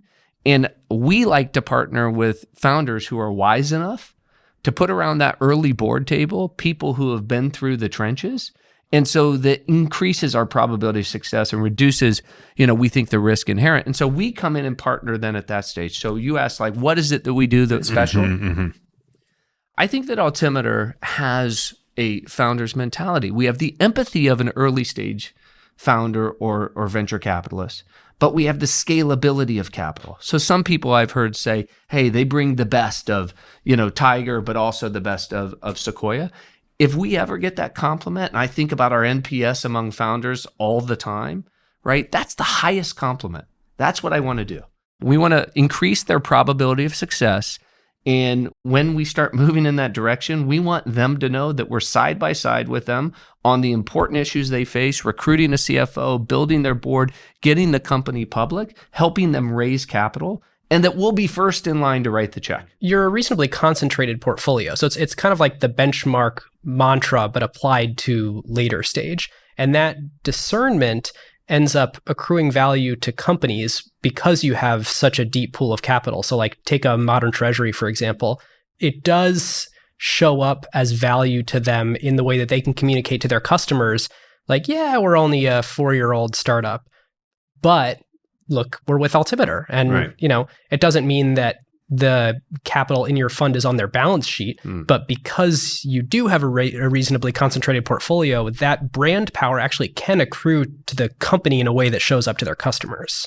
A couple of things. First, I would say that the level of concentration on portfolios, I think it's pretty consistent with the history of venture, right? The reality is, if you don't have deals in your fund that on their own can return the fund, then you're probably overly diversified. If you're overly diversified, you're going to provide vintage returns, which, I'll just leave my money in the public markets, right? If all I'm going to do is invest in, the top 10, 15% of venture is going to take 80 to 90% of the returns. Okay. So yes, I am in the business of finding the best companies in the world and helping them succeed. I'm not in the business of taking the average of vintages and building a big fund around that. That's a different game. That's an asset gathering game. And it's not a game I find particularly fun. Not to mention, it's never been a great idea for more than one vintage to just be the median of all venture investing. That's not something you want to index. Right. Listen, I think it depends what you're promising your LPs, right? I'm the largest LP in our hedge fund. I'm the largest LP in our venture funds, right? I'm only going to put my money into venture if I think I'm going to earn a superior return to having my money in a liquid security, right? If I didn't think I could beat the return on Snowflake over the course of the next decade, put all my money in Snowflake and go surf with my kids, right? But I actually think there's like a noble service being provided. I think we can deliver like radically superior returns. And so I would say it's not the concentration, right, that leads to that value add for those investors. It's because at Modern Treasury, we help Dimitri, bring other investors to the table. We help him bring the CEOs of big banks to the table. We help them with recruiting. We're there during the high leverage moments in a company's history that can really help, add fuel to the fire. So you had mentioned earlier, but talk to us about the capital markets business, because that feels like something that, like, again, if I'm a Dimitri at Modern Treasury, like that's something that, even as the early stage guys are adding later stage operations, like that you can really bring in a way and have for Roblox, for Plaid, for so many, others. How did that start, and what is that business? Well, I think it's, so I'm talking to a well-known venture capital firm's LP meeting tonight about capital markets, what's going on in the public markets, what does it mean for, their venture portfolio, et cetera. That's just fundamentally different, right? And I'm an IPO lawyer, spent 20 years in the public markets. We've worked on, participated in over 100 IPOs, right? When the equity syndicate desk at Goldman Sachs and Morgan Stanley need to sell an IPO, they call us, right? They call long onlys. And so we've been in and around that market for a long time. Bill Gurley and Rich Barton and I, going back 20 years, were fascinated with how inefficient that market was, with mispricings in that market, with, it's crazy. It's just like when you step back and look at it, it's nuts. Right. Hombricht and Quest were innovating with, the modified Dutch auction around the Google IPO. I mean, lots of fascinating stuff. So if you're a student of this game and you're an IPO lawyer like I was, like, you pay attention to it. I helped Bill put on the Direct List Conference a couple of years ago, which, we've seen a lot of progress on. Again, just giving choice to entrepreneurs. At the end of the day, right, if there's competition for the bank IPO will be better. And now there is, right? The direct list is an alternative for some companies, a better fit for some companies. And the reason SPACs were interesting to me is if you really just close your eyes, it's just a third door into the public market. And we go help you build a book. We help you price the security. We help you sell it to Capital Group and Fidelity and T. Rowe. All three of these things are the exact same exercise. You're selling 10% of your company. You hope to sell it to great public market investors, and you hope with the least amount of pain and distraction to step into the public markets, right? And so I think this innovation in the public markets is a terrific thing for founders. It's fun to be a part of. But last year we anchored direct lists like Roblox. We anchored IPOs like Confluent. We anchored our own IPO like Grab by way of SPAC. I saw on your website, you don't call it a SPAC, you call it the Altimeter. Yeah, Altimeter IPO. I mean, part of what we're trying to do is we're trying to demystify the transition to the public markets for CEOs and boards. Because frankly, I've done it over 100 times, but most founders will do it one time in their life. Right. And they just don't want to mess it up. Like at that point, it's their baby. Why on earth would you ever do anything but the standard? Right. And again, I think Goldman and Morgan Stanley is maybe where my friend Bill Gurley and I have slightly different religions on this. At the end of the day, this is really about pricing. And if we price these things efficiently in any three of these doors, then they can be great outcomes for the company.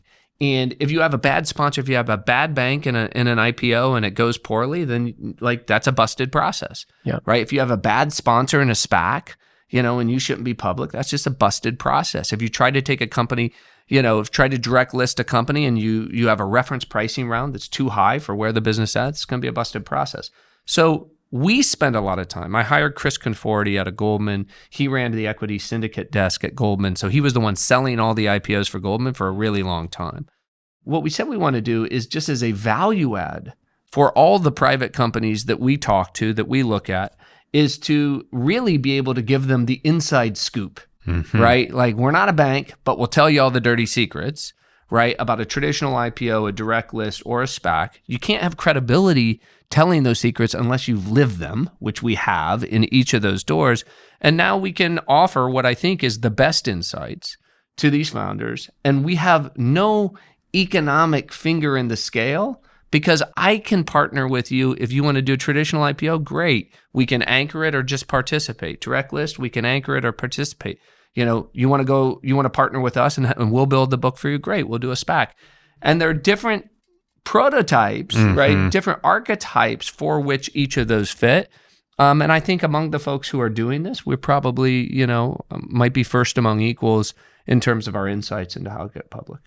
It's the old Mungerism, right? You show me the incentive and I'll show you the outcome. And in this case, you coming from the perspective of, hey, you realize when the banks are trying to sell an IPO, they come to me to buy the IPO. So having sat on that side of the table and not yet having an incentive, I can talk to you about how this would get marketed to me, so you at least have that transparency. And then I can tell you how I want to play in that process, and you can give me feedback and tell me where I belong in your process. Yeah, no, I think, listen, I see it.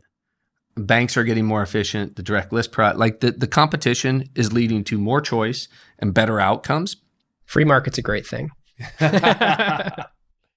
All right, listeners, for our final sponsor of this episode, we are back to tell you about the Softbank Latin America Fund. As you know, they created this fund with a simple thesis that Latin America is overflowing with innovative founders and great opportunities, but is always short, or always has been historically, on the one essential ingredient of capital. And as you definitely know by now, the Softbank Latin America Fund has invested $8 billion in over 70 companies. They have one big takeaway, and that is technology in LATAM isn't so much about disruption. It's really actually about inclusion, because the vast majority of the population is underserved in almost every category, from banking to transportation to e-commerce. Similarly, most businesses are underserved by just modern software solutions. So there is so much to build for so many people and so many businesses in Latin America. A great example of this is SoftBank portfolio company GymPass. And GymPass helps employers offer gym access and other services like therapy and sleep guidance to employees through a network of over 50,000 gyms and studios around the world. With a unique software platform, GymPass is clocking double-digit month-over-month subscriber growth as companies design hybrid workplaces. That's just one example of how SoftBank is pairing great founders with the capital that they need and great expertise to build amazing companies in Latin America today. To learn more, you can click the link in the show notes or go to latinamericafund.com. That's awesome. We got to get GymPass for acquired employees. You bet. Can we take this up with our bosses? Let's get to work on that. Okay, so as we move into the kind of the analysis section here, there are two, we of course want to do grading and ask you to paint, what is your, when you go to bed at night and you dream your best dreams of an A+ scenario for Altimeter in 3 to 5 years versus, a C- of like, we survived, but we missed some stuff. We'll get to that. Maybe first, if you have thoughts on kind of like a bull versus bear case on the life cycle investor model. Yeah. And that probably leads into grading. What are the risks to like what you have pioneered and are doing? Listen, I think that I appreciate the credit as a pioneer. I don't think of myself as a pioneer. Like I said, in many ways, it's back to the future, right? Warren Buffett was my hero. If you asked him, why do you do private investments? He'd just say, I do great investments, right? He didn't, it's not private versus public. In many ways, it's the LP community who wanted to put people in buckets, right? And so I think in order to generate alpha and above average returns in probably the most competitive market in the world, okay, you have to be extremely passionate, right? There are big sacrifices and trade-offs to be great in this business. And for me, If you said, Brad, you can only do public market investing, that wouldn't scratch my itch. If you said you can only do venture investing, that wouldn't scratch my itch. And so for me, it starts from the premise, like, what do I want to do? What can I be most passionate doing? And the reason I think we attract some of the best analysts in the world is because most analysts don't want to leave their, thinking cap at the IPO door, right? They're like, I spent all this time on this company and now you're telling me I can't make any more money on it. I can't bet on it. I can't invest in it. Like, what's that about? I think that the maturation of the venture growth business model is here to stay. We saw it in LBO. We saw it in private equity. That was a highly fragmented industry. You now have a handful of global platforms, right, that are prosecuting that strategy. In venture, highly fragmented industry. We're still in the middle of a lot of creative destruction. You got solo GPs attacking, venerable early stage firms. You got a lot of firms that are vertically integrating upwards. You got hedge funds who all say this venture capital stuff is easy. I'm going to go do it. At the end of the day, what I love about this business is there's a scoreboard, right? In the hedge fund, it's a painful scoreboard, right? It's like every day. And in the venture business, there's a lag. But at the end of the day, your reputation among founders, I say a two-sided marketplace, right? What's my NPS score among founders? And what's my NPS score among funders? The people who entrust me with their capital.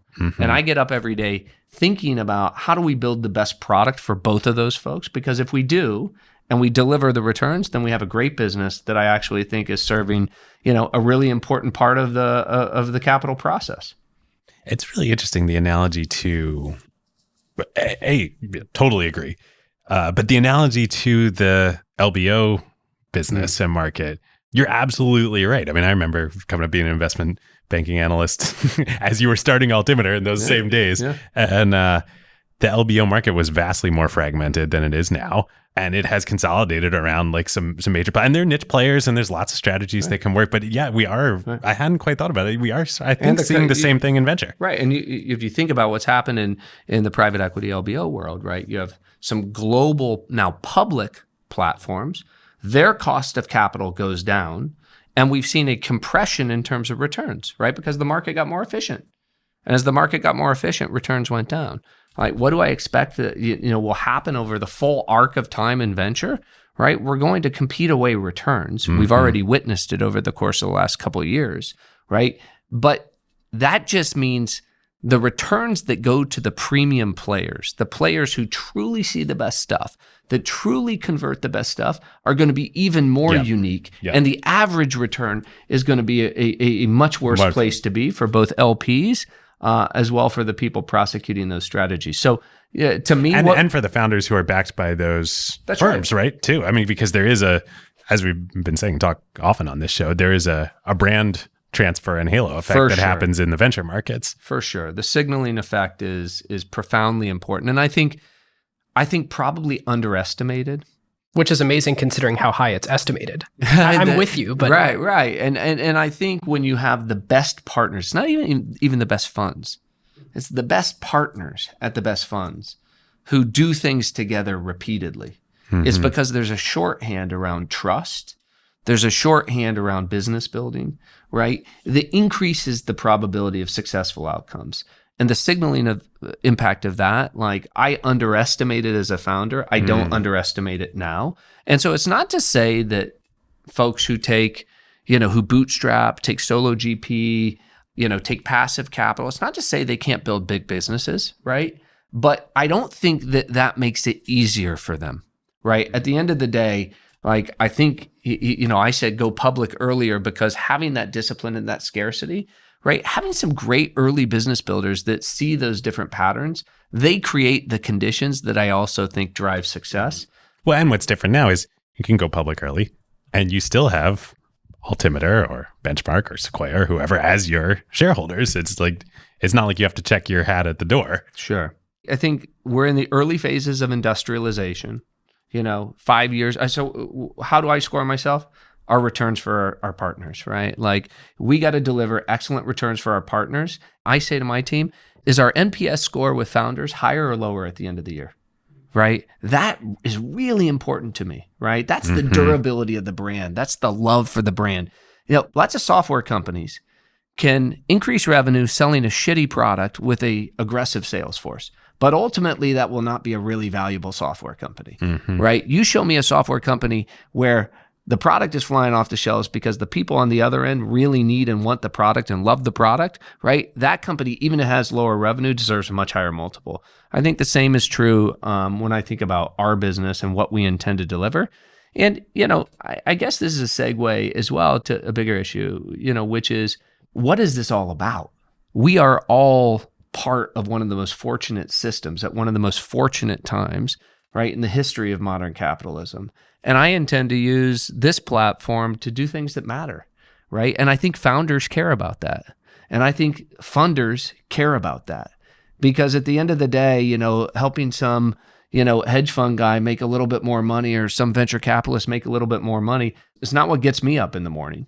So I do think that the very essence of what we do, right, which is increasing the velocity of innovation, right, allowing Moderna to build an mRNA technology that can, help solve a pandemic, right, to transform the way software works so that, that is the infrastructure that powers all discovery, right? Like those things I think are intrinsically good. But increasingly what I see is people who are using these platforms to drive diversity, right, to use these platforms to tackle things like the wealth divide, which I care about with the Invest America initiative that I've talked about. So the people who work here, right, I think if you did a survey, they would say, I work there because, great brand, fun, love doing venture, love doing public, but we also care about like the impact of what we do. And I'm lucky to be able to lead that. I really want to talk to you about Invest America because I think it's a fascinating concept. And you mentioned we chatted about it when we were sort of preparing for this. What is the idea there? So rewind the clock.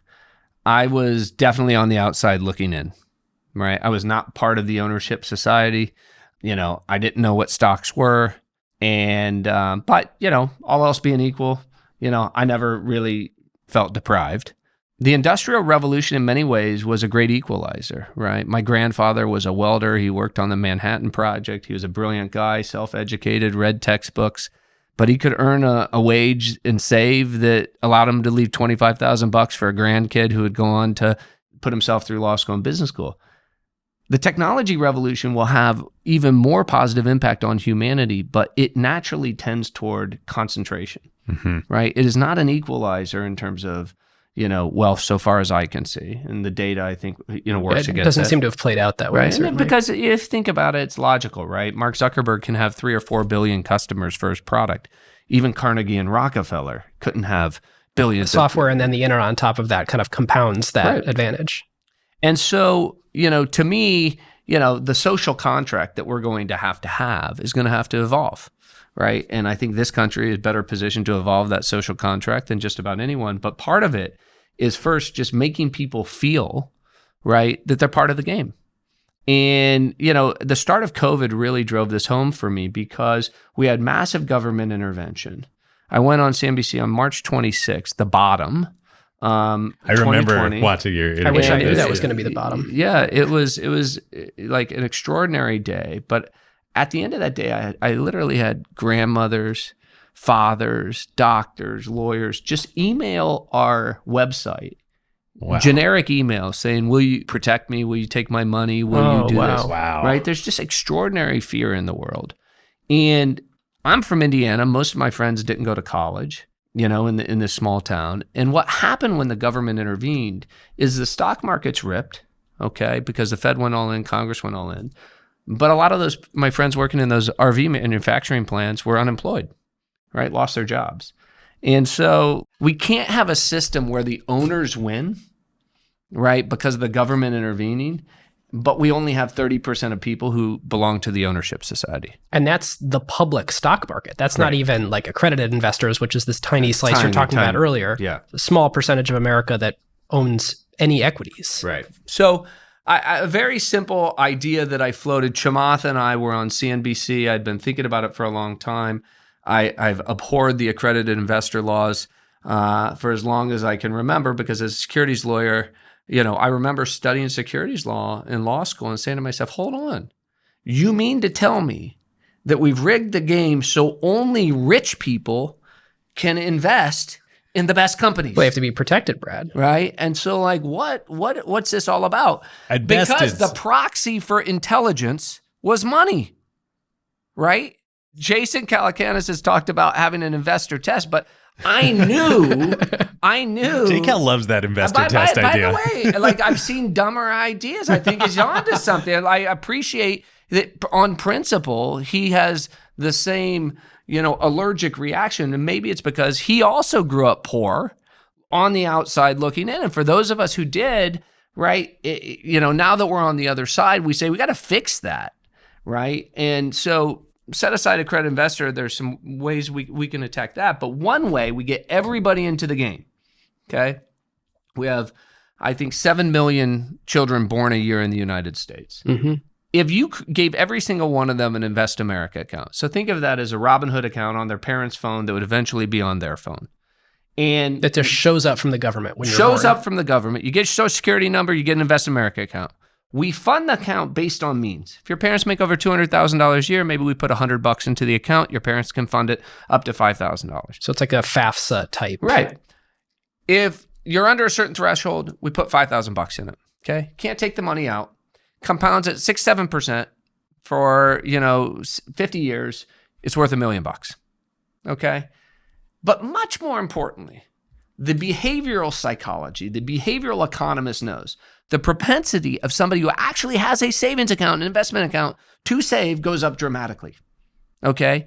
So because you actually have a little snowball, you understand the law of compounding, right? So if we want to educate and include and make everybody feel like the system isn't rigged against them, then they actually have to be part of the game, right? We have a way to do this.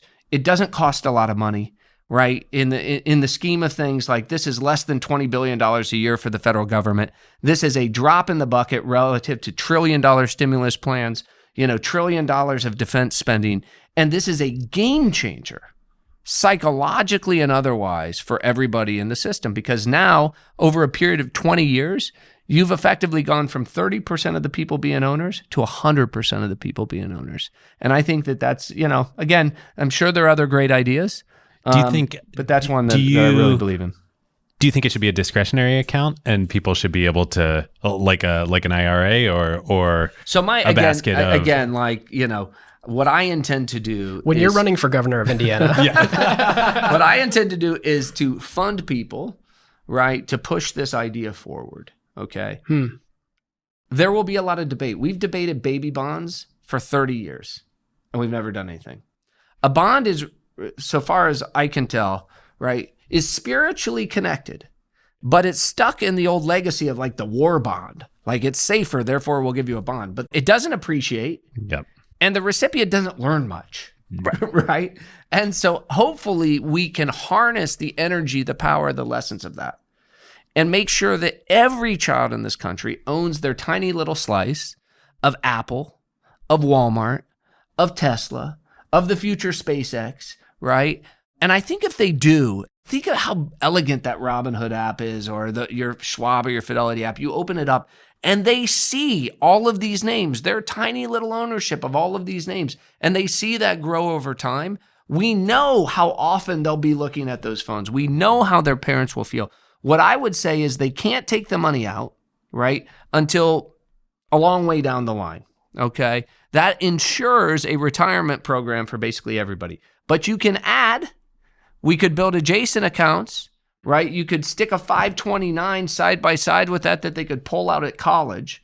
I don't like the idea of a government program where we'll give you a little of this every year, right? Give me title and ownership, right, to something. This is mine. And then let me benefit Right? from American and innovation. let me compound and benefit and be part of the system. So that when, I have two sons in 5th and 7th grade, right? They're both interested in investing. They both want Robinhood accounts. They both want all this. Now, I love it. Asking for the Robinhood account is the new I want my driver's license. But think about how privileged, right, that position is, right? We should have a standard curriculum in this country for 6th graders where it starts, they walk into their math class or whatever the class is, and they say, open your Invest America account. Everybody's on the same page. You teach sixth graders in an inner city school today about stocks, you may as well be teaching them Mandarin. They're not participants in the game, right? And so to me, I talked to Seth Klarman from Baupost. He said, I'll write the curriculum, right? I'll take that curriculum. I talked to David Solomon at Goldman, the folks at Schwab, Fidelity. Everybody sees this as a challenge. This is a simple idea that we could get behind, and literally in a single term could change over a period of a decade the trajectory of every child born in this country. Well, what's kind of cool is like I think you've basically already seen evidence that this works with Robinhood. Robinhood is not people still had to have the means to put money into Robinhood and then decide to do it. But it activated so many people to become investors in America and around the world over the last couple of years that otherwise, and some of those people will prove to not be good investors. Some of them will prove to be amazing investors. Right. And some of this, listen, part of the challenge here is everybody says, oh, you're letting people invest in the stock market. What if it goes down? Well, so here's the deal. We have 100 years of history, right? Owning your slice of America is a good bet, as Warren Buffett likes to say, okay? So I don't know if it's going to go down in the first year or up in the first year, and it doesn't particularly matter to me. I know if you give these kids a slice of America over a period of 40 or 50 years, it's going to be worth a hell of a lot more in the future than it is when they get it. But way more important is every day of their lives, they will feel like they belong to the system. They're not on the outside looking in.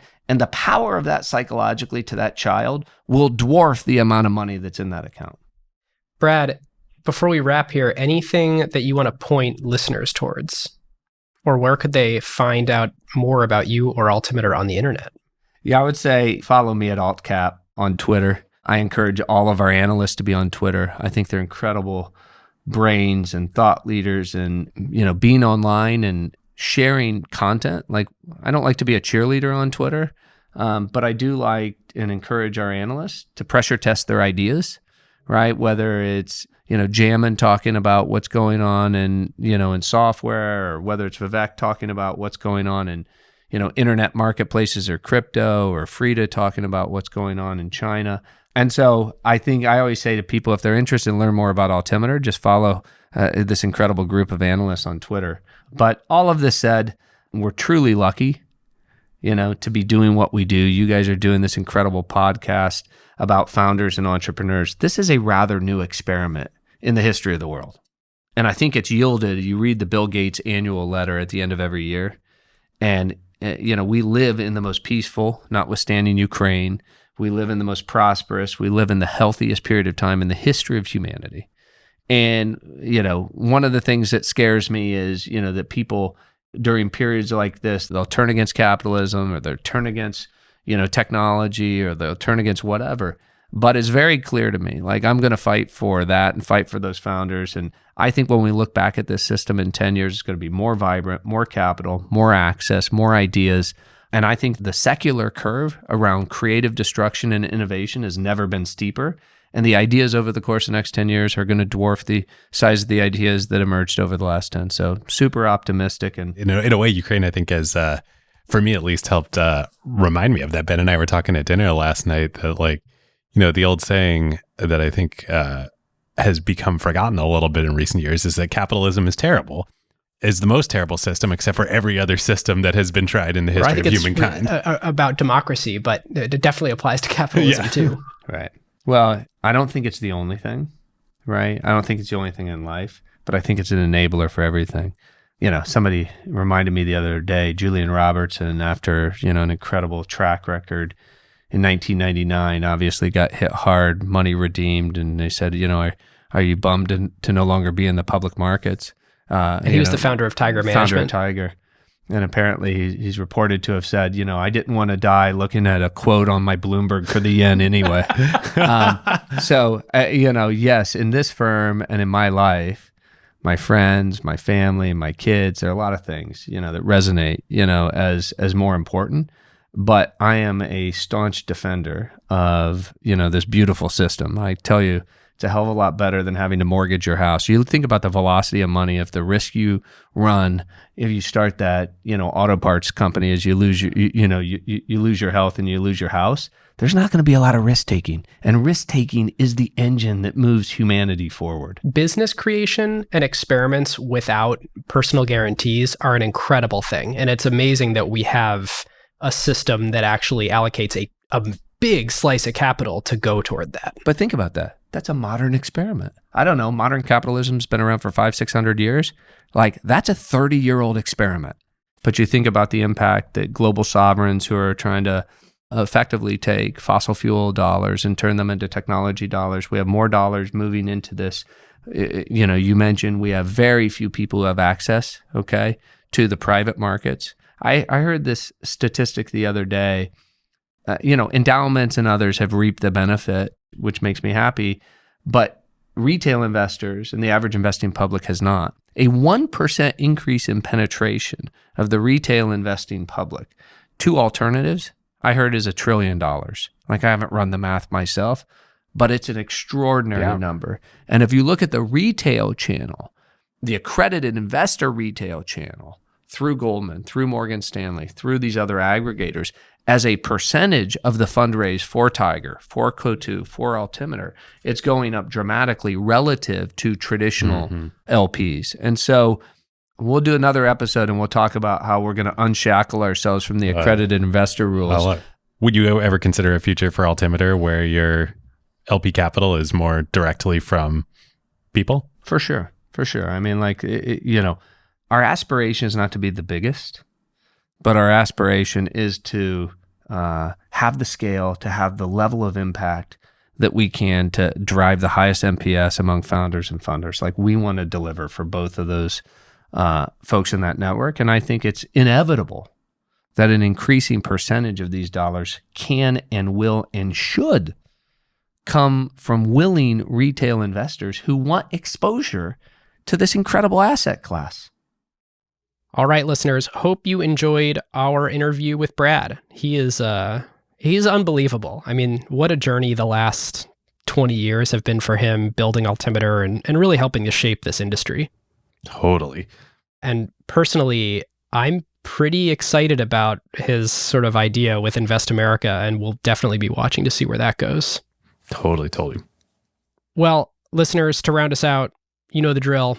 Join us in the Slack, acquire.fm/Slack. We're going to be talking about this episode and everything else.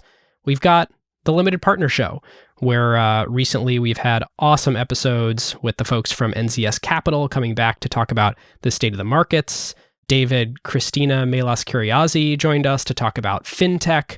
We've recorded 2 more episodes that we haven't dropped yet to the general public that are rolling out to paid Acquired Limited subscribers. And those folks can join at acquire.fm/LP to get 2 weeks early access. We've got a job board and some really great stuff on there. I just added a couple the other day from Vanta after we got to spend time with them at their office, met their head of engineering, spent some time with the team. So really cool companies. Go check those out. And lastly, if you enjoyed this episode, share it with a friend. You don't need to shout super loud from social media hilltops.